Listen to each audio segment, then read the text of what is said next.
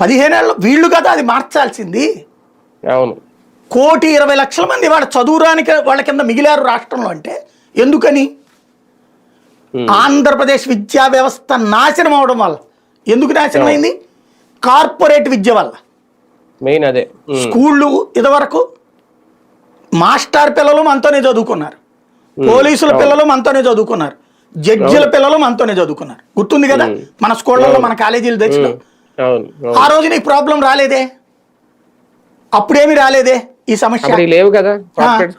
ఎప్పుడైతే private corporate విద్యని ప్రోత్సహించడం స్టార్ట్ చేశామో గవర్నమెంట్ స్కూల్కి వెళ్ళడం నామోషి, ఆ స్కూల్కి పంపించే స్తోమత లేదు. దాని బదులు పని చేసుకు బతికితే బెటర్. లేదా గవర్నమెంట్ స్కూల్లో చదవడం బిగిన్ చేశాక ఫెయిల్ అవ్వగానే ఇంకెందుకు రా చదువుల కోసం డబ్బులు దండగా తగలేసుకోవడం, ఏది వీళ్ళు ఖర్చు పెట్టేది ఆ పైన పుస్తకాల ఖర్చులో దానికో. నువ్వు పనికి పోతే రోజుకి ఎంత డబ్బులు వస్తాయి కదా, మీ నాన్న కష్టపడుతుండే పా నువ్వు కూడా, మీ అమ్మ కష్టపడుతుంది పా నువ్వు కూడా.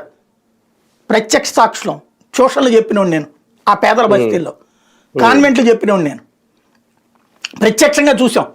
ఇంకోటి ఈ వయోజన విద్య నేను ప్రత్యక్షంగా నేను చెప్పా ఎన్ఎస్ఎస్ తరఫున వాలంటీర్ చేశా నేను 2 సంవత్సరాల పాటు, సర్టిఫికెట్ కూడా తీసుకున్నా. ఆ ప్రాంత పేదల సంగతి చూసా ఎట్లా ఉంటది వాళ్ళకనే. నామోషిగా ఫీల్ అవుతారు చదువు రాకపోవడానికి, వాళ్ళ చేత